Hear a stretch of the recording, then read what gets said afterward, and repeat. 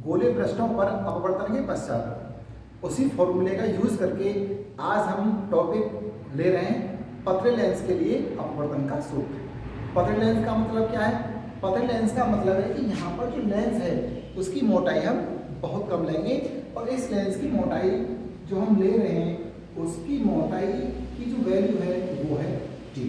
तो इस लेंस के लिए हम अपवर्तन का सूत्र देखेंगे कि आखिरकार इस लेंस के लिए अपवर्तन का सूत्र क्या आएगा। ठीक, तो अपवर्तन का सूत्र निकालने के लिए सबसे पहले मुझे बिंदु वस्तु माननी पड़ेगी और उस बिंदु वस्तु को मुझे मुख्य अक्ष पर रखना पड़ेगा और बिंदु वस्तु क्या ली है हमने? बिंदु वस्तु ली है O। अब इससे एक प्रकाशित किरण चलेगी और ये लेंस पर जाकर के टकराएगी। यहाँ पर एक बात नोट करने वाली है कि इस लेंस के कितने पृष्ठ हैं? इस लेंस के दो पृष्ठ हैं। पहला पृष्ठ है ये और दूसरा पृष्ठ है ये। अब पहले पृष्ठ का मध्य बिंदु मैंने मान लिया P1 और दूसरे पृष्ठ का मध्य बिंदु मैंने मान लिया P2 और लेंस का जो मध्य बिंदु है जिसे हम प्रकाशिक केंद्र बोलते हैं उसे मैंने मान लिया O। ये जो लेंस है इस लेंस का अपवर्तनांक है n2 और ये n1 अपवर्तनांक वाले माध्यम में स्थित है। यहाँ पर कंडीशन ये है कि यहाँ पर n2 जो है वो n1 से बड़ा है, यानी कि लेंस का माध्यम सघन है और जो जिस माध्यम में लेंस रखा हुआ है वो माध्यम है विरल। ठीक, जब ये प्रकाशिका बिंदु O से जा करके लेंस पर टकराएगी तो सबसे पहले ही P1 पृष्ठ पर टकराएगी, उसके बाद इस लेंस पे ट्रेवल करते हुए ये पृष्ठ P पर जाएगी और P पृष्ठ के बाद इसका प्रतिबिंब इस मुख्य अक्ष पर कहीं ना कहीं बनेगा। तो सबसे पहले मैं P1 पृष्ठ को लूंगा और P2 पृष्ठ को लूंगा बाद में, क्योंकि यहाँ पर जो अपवर्तन होगा वो दो बार होगा। पहले होगा P1 पृष्ठ पर और दूसरी बार होगा P2 पृष्ठ पर। मैं जो अपवर्तन इस चित्र में दिखाऊंगा वो इस डॉटेड लाइन से ही दिखाऊंगा। ठीक, तो देखिए P1 कहां पर? P1 पृष्ठ पर टकराई है किरण और P1 पृष्ठ पर टकराने के बाद P1 पृष्ठ के द्वारा इसका अपवर्तन हो गया और अपवर्तन होने के बाद ये किरण इस तरीके से निकल गई। ये किरण तभी निकलेगी जब हम ये माने कि ये P2 पृष्ठ है ही नहीं। जब P2 पृष्ठ अगर हम अनुपस्थित मान लें तो ये प्रकाशिक किरण इस तरह से अपवर्तन के पश्चात सीधी निकल जाएगी और मान लीजिए यहां पर प्रतिबिंब बनाती है बिंदु I' पर। अब बिंदु O से P1 पृष्ठ की जो दूरी है उसे हम मानेंगे U और P1 पृष्ठ से ही जो प्रतिबिंब बना है उसे हम मानेंगे V'। ठीक बेटा, तो अब देखिए ये बिंदु O से चली थी। दूसरा पहला माध्यम क्या है? n1, जहां पर वस्तु रखी हुई है पहला माध्यम, जिसके कारण अपवर्तन होता है वो दूसरा माध्यम। ठीक है, तो आपको यहाँ पर पहला माध्यम और दूसरा माध्यम चुनने में कोई कठिनाई नहीं होगी। तो इसलिए अब आइए हम लेते हैं अपवर्तन के सूत्र से।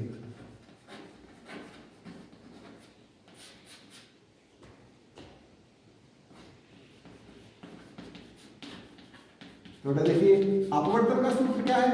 अपवर्तन का सूत्र होता है n2 बटे दूसरा माध्यम बटे प्रतिबिंब की दूरी। तो प्रतिबिंब की दूरी यहाँ पर कितनी है? V'। तो n2 के नीचे क्या आ जाएगा? n2 बटे V' माइनस n1 बटे वस्तु की दूरी। तो वस्तु की दूरी यहाँ पर क्या ली गई है? वस्तु की दूरी हमारे द्वारा ली गई है U इज इक्वल टू दूसरा माध्यम माइनस पहला माध्यम बटे वक्रता त्रिज्या पृष्ठ की, और पृष्ठ की वक्रता त्रिज्या इसके लिए मैं मानूंगा R1 और इसके लिए मैं मानूंगा R2। तो पहले पृष्ठ द्वारा हो रहा है तो वक्रता त्रिज्या किसकी आएगी? पहले पृष्ठ की ही आएगी। समीकरण नंबर 1। ये जो फॉर्मूला आया ये फॉर्मूला आया P1 पृष्ठ के लिए। अब हम बात करते हैं P2 पृष्ठ के लिए। जब P2 पृष्ठ जब ये किरण यहां आएगी इस P2 पृष्ठ से बाहर निकलेगी तो इस P2 पृष्ठ के लिए वस्तु का कार्य O ना करके I' करेगा। क्यों? क्योंकि अगर आप इस किरण को आगे बढ़ाओगे इस तरह से, ये किरण ऐसे आगे निकल जाएगी और ऐसा प्रतीत होगा कि वस्तु किधर रखी हुई है, वस्तु रखी हुई है इधर। अब इधर तो कोई वस्तु है नहीं, तो वस्तु ये है किधर, वस्तु है आई डैश प्रतिबिंब के रूप में। तो इसलिए P2 के लिए जो वस्तु का कार्य करेगा वो कौन करेगा, आई डैश प्रतिबिंब। तो इसलिए P2 से मुझे आई डैश की दूरी चाहिए, तो मुझे U की वैल्यू चाहिए। तो P2 से आई डैश की वैल्यू जो होगी वो होगी V डैश माइनस टी के बराबर। V डैश माइनस टी के बराबर क्यों होगी, क्योंकि मैंने इस टी मोटाई को इसमें से घटा दिया, इसलिए ये U की वैल्यू आ गई। ध्यान रखना। अब इसके बाद जैसे ही ये किरण यहाँ आएगी, इसके बाद ये किरण देखो दूसरे माध्यम से, सर दूसरे यानी ये लेंस वाले माध्यम में से N1 वाले माध्यम में जाएगी। तो इसलिए यहाँ पर पहला माध्यम क्या हो गया, पहला माध्यम हो जाएगा N2 और जिसमें जाएगी वो हो जाएगा दूसरा माध्यम, और यहाँ दूसरा माध्यम है N1। अब बात करते हैं ये किरण मुड़ेगी किधर, इधर मुड़ेगी या फिर इधर मुड़ेगी। अब मैं बात करूं अविलंब पर, तो इसका अविलंब कैसे बनेगा, अविलंब बनेगा ऐसे। और जब आपको पता है कि जब कोई किरण विरल सघन माध्यम से विरल माध्यम में प्रवेश करती है तो वो अविलंब से दूर हटती है। अब इस किरण को मैं ऐसे मोड़ूंगा तो अविलंब के पास आएगी, जो कि बिल्कुल गलत है। तो इसलिए ये किरण अविलंब से दूर हटते हुए इस प्रकार चलेगी।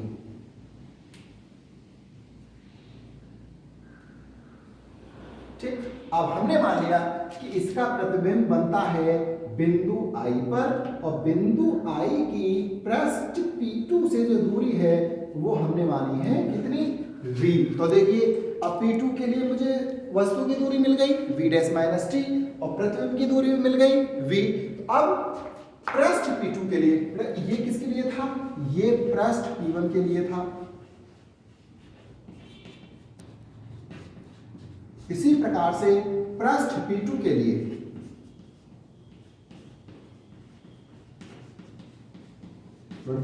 पृष्ठ P2 के लिए दूसरा माध्यम कौन सा, जिसमें प्रतिबिंब बन रहा है, और प्रतिबिंब कौन से माध्यम बन रहा है, प्रतिबिंब बन रहा है N1 में। तो इसलिए N1 अपॉन V, भाई प्रतिबिंब की डिस्टेंस कितनी है V, माइनस N2 अपॉन वस्तु की दूरी कितनी V dash minus T is equal to दूसरा माध्यम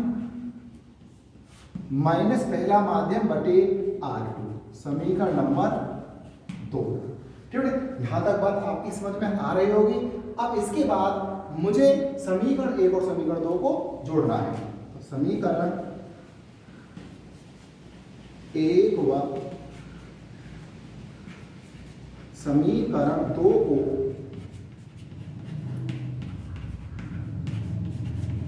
जोड़ देना। तो देखिए सबसे पहले मैं N1 वाले टर्म ले लूंगा। ठीक, तो N1 upon V minus N1 upon U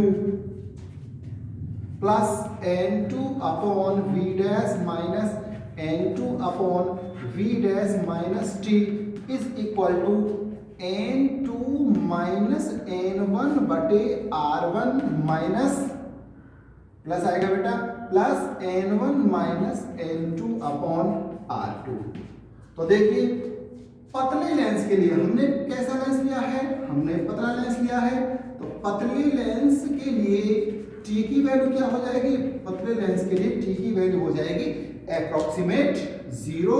तो जब मैं इसमें T की जगह 0 रखूंगा तो ये फॉर्मूला क्या हो जाएगा, ये फॉर्मूला हो जाएगा N1 बटे V माइनस N1 बटे U प्लस N2 बटे V डैश माइनस N2 बटे V डैश माइनस 0।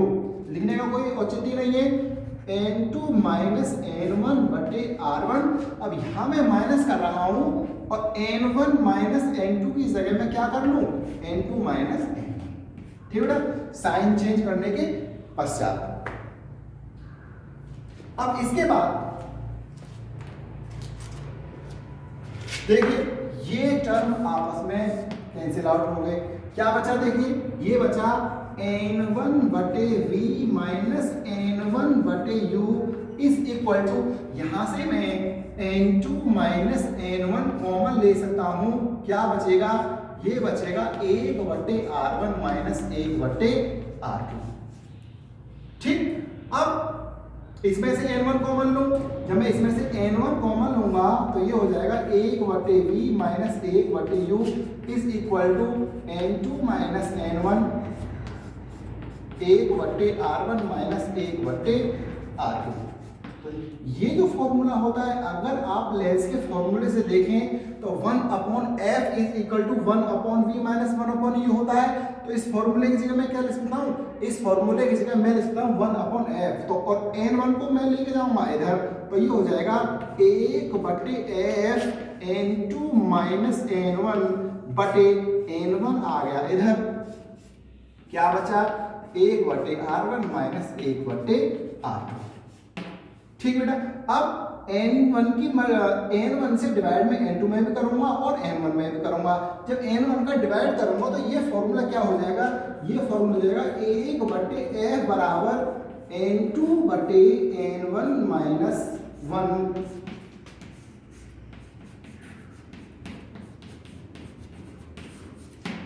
ठीक है बेटा, अब देखिए ये किसका है, ये जो मान है n2 बटे n1, क्या ये 1n2 होता है भाई?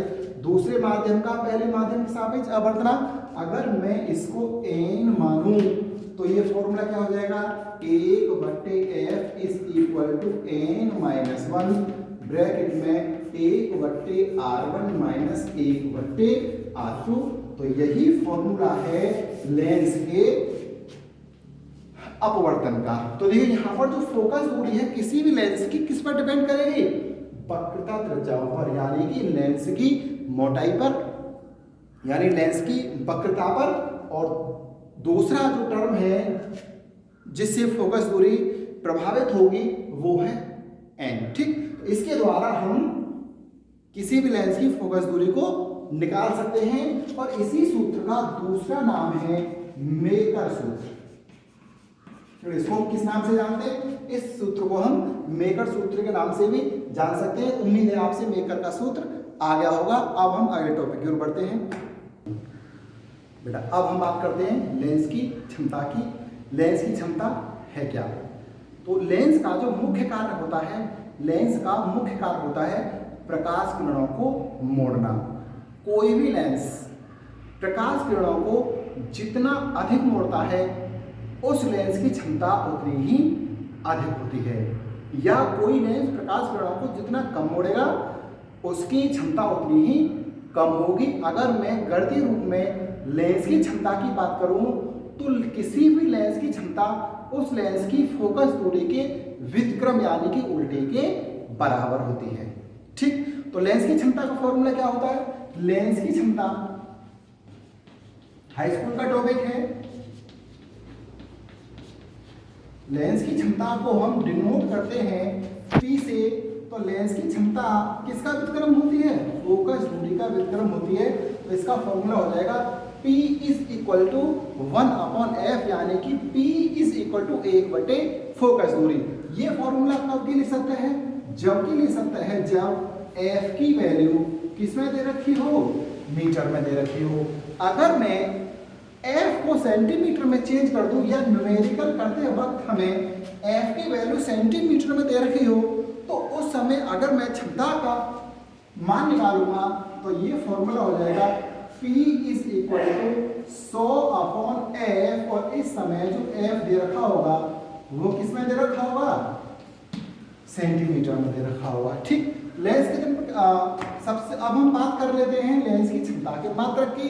तो लेंस की क्षमता का जो मात्रक होता है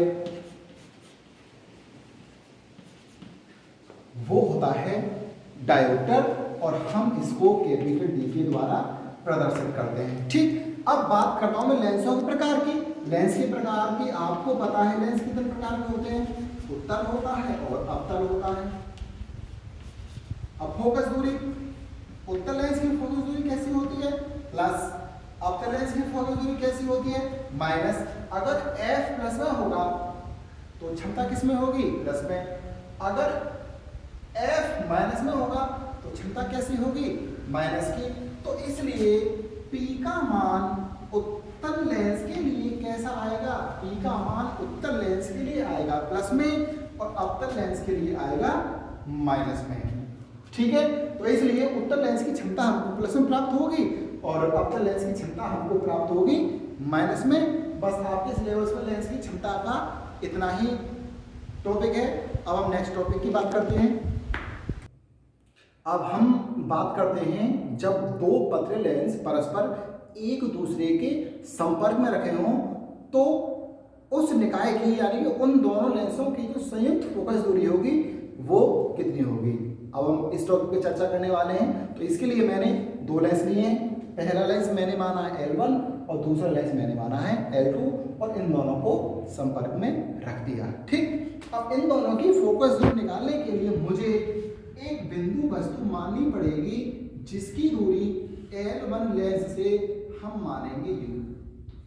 ठीक बेटा, यहाँ हम ये मान के चलेंगे कि लेंस जो है वो बहुत पतले हैं, इसलिए इनकी मोटाई वस्तु और प्रतिबिंब की तुलना में यानी वस्तु और प्रतिबिंब की दूरियों की तुलना में बहुत कम है।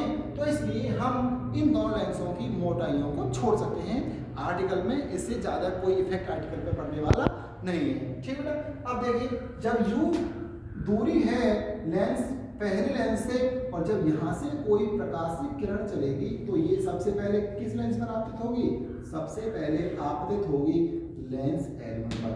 तो कुछ देर के लिए हमें ये मानना पड़ेगा कि यहाँ पर लेंस L2 है ही नहीं। जब लेंस L2 है ही नहीं तो इसके द्वारा कोई भी अपवर्तन नहीं होगा। इस कंडीशन में अपवर्तन केवल लेंस L1 के द्वारा होगा और लेंस L1 से अपवर्तन के पश्चात माना कि ये प्रतिबिंब बिंदु I डैश पर बनाता है। ठीक है, कहां पर बनाता है प्रतिबिंब बिंदु I डैश पर। तो मैं इस बिंदु को नाम दे रहा हूं I डैश और इसकी लेंस L1 से जो डिस्टेंस है वो मैं मान ले रहा हूं V डैश। अब आपको मैंने पहले ही बता दिया है कि दूसरे लेंस के लिए I डैश ही वस्तु का कार्य करेगा। ठीक, तो इसलिए अब ये मानो कि मैंने L1 के पास में दूसरा लेंस L2 रख दिया। जब मैंने दूसरा लेंस L2 रखा तो इससे अपवर्तन के पश्चात जो किरण जाएगी वो L2 से होकर के भी गुजरेगी और L2 भी उस किरण का अपवर्तन कर देगा और अपवर्तन के पश्चात ये किरण मुख्य अक्ष पर इस तरीके से काटेगी और यहाँ पर जो है आपका अंतिम प्रतिबिंब बन जाएगा। और अंतिम प्रतिबिंब हमने माना ये बन रहा है बिंदु I पर और बिंदु I की दूसरे लेंस L2 से दूरी है V। ठीक है, तो ये तो आपका चित्र है। अब इस चित्र के द्वारा ही हम टोटल F मानेंगे। ठीक, यानी मानेंगे नहीं, टोटल F निकालेंगे। तो सबसे पहले मुझे ये मानना पड़ेगा कि मान लिया मैंने पहले लेंस की फोकस दूरी कितनी है F1 और दूसरे लेंस की फोकस दूरी अलग अलग F2 है। ठीक, तो अब मैं पहले लेंस के लिए लूंगा। ठीक, पहले लेंस के लिए पहले लेंस और पहले लेंस का नाम क्या है L1। तो पहले लेंस L1 के लिए लेंस के सूत्र से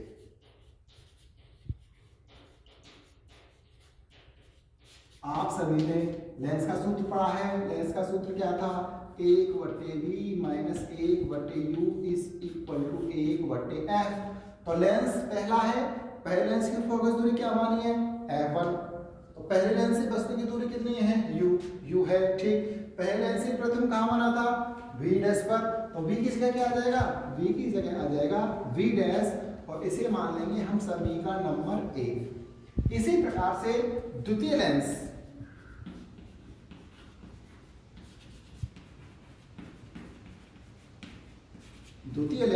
L2 के लिए लेंस के सूत्र से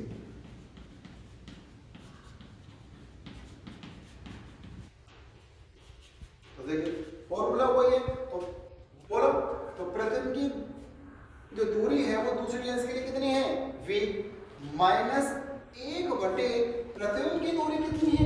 प्रतिबिंब की दूरी है, मैंने आपको पहले बताया था कि इनकी मोटाई की हम गणना नहीं करने वाले, तो इसलिए जो वस्तु की दूरी होगी लेंस L2 से वो होगी लगभग v डैश के बराबर।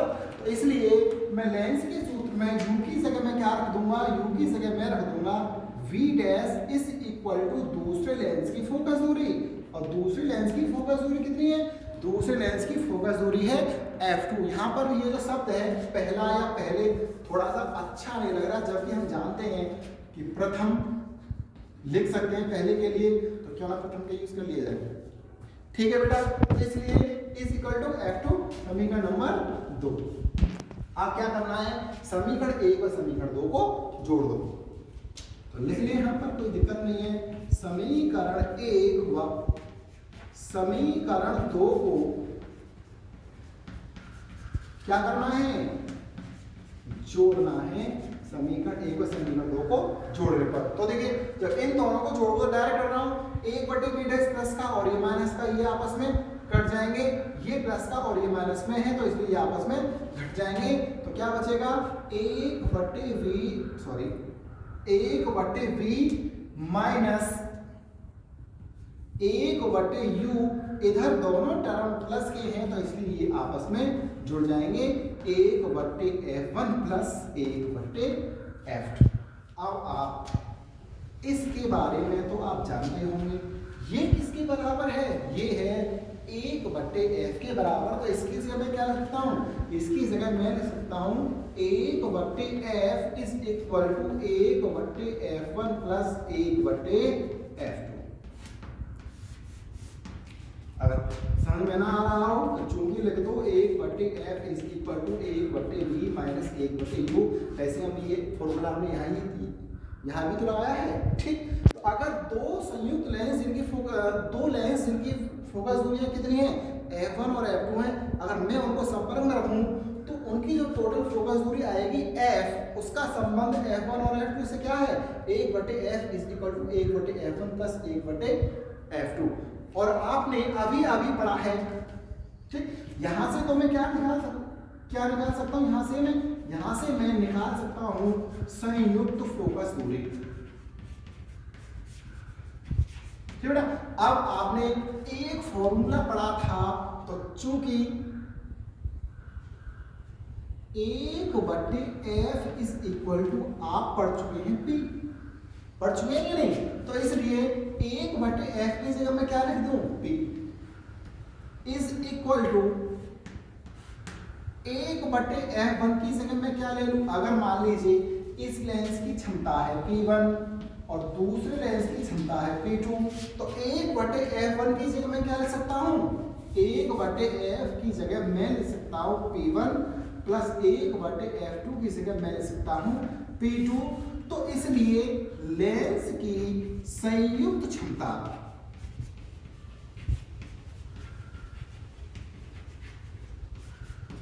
इसलिए लेंस की संयुक्त क्षमता का फॉर्मूला क्या है, P is equal to P1 plus P2। यानी कि मुझे दो लेंसों की संयुक्त क्षमता निकालनी है तो मुझे डायरेक्ट जोड़ना पड़ेगा।